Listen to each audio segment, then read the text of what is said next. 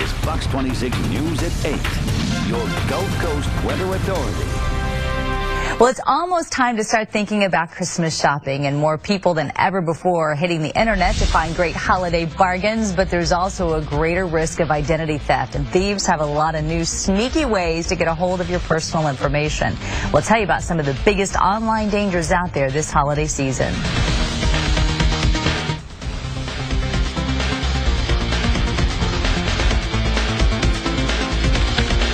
Welcome back, everyone. Time now is 8:21. The Christmas shopping season is coming up quickly, and this year is expected to set a record for online shopping sales, but that could also mean a big year for online identity theft. Joining me this morning is the ethical hacker, Michael Gregg, who has consulted for a number of Fortune 500 companies. Good morning to you. Good morning. I'm glad to hear you're an ethical hacker, right? That's good, yes. But Most definitely. It means you know a whole lot that's going on online, and you need to help us out. So a lot of scams going on. Can you give us some of the biggest ones that we can really look out for? Sure. Some of them are things like clickjacking. And with clickjacking, what they're actually doing is they may put up something like a video or something you want to click on, and when you click on it, something else is actually behind it.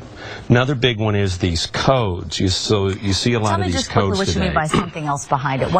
How would you know if you clicked on the wrong thing? You can't really, because you can't see it. So they make it appear to be as something you want, but you're really clicking on something you don't want. So maybe to install malware to do a bank transfer. I see. Okay, so you need to be careful with that. Okay, and right here we've got a lot of codes, and we see those on everything now. Yes.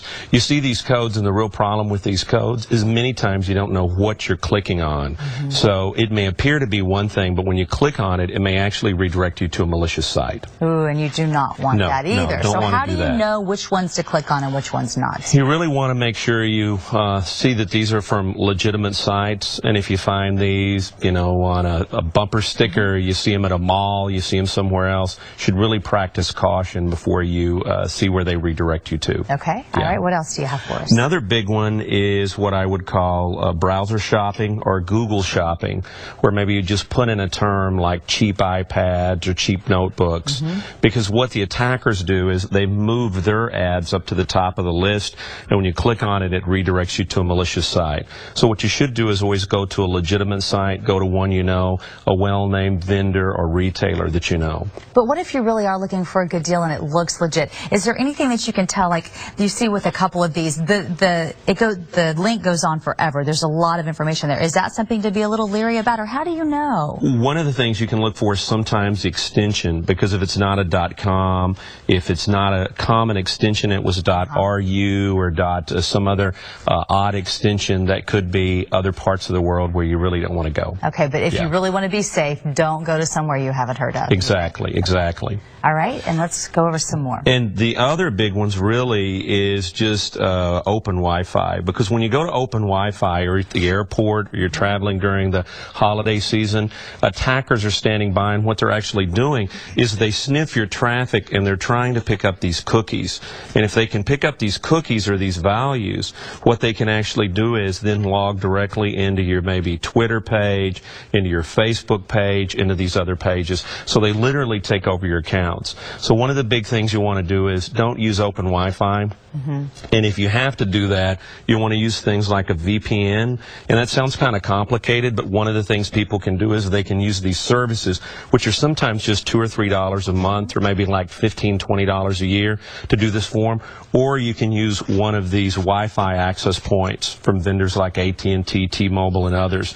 And this will actually give you a protected channel for your traffic instead of using free Wi-Fi. Let's hold that up once the camera comes out, because our viewers haven't got to see this. So you can actually buy this from your cell provider. Yeah, you can get those from your cell provider. Depending on your provider, they may also allow you to tether on your phone and then use your phone as an internet connection too. That is good to know. Now, how do we know how to find a safe VPN when we're searching for one of the things you can do is just do a search for VPN providers, and then usually there's a lot of lists out there of known, good, reputable ones. And like on the list I have brought up on this one, they give you ratings as far as how they're rated, their cost, and it gives you other information about them. So there are some good sites for that. It sounds like and it looks like a lot of them about $5. It seems like it would be a very good $5 to spend to make sure no one gets your identity, because it's a nightmare when that happens. All right, we're almost out of time. Any last minute advice? Big one I would tell people is just practice caution. Anytime you get an email, you get a link, you get anything from anyone else, you really want to make sure with that it's from someone you know. If it looks suspicious, just don't click on it.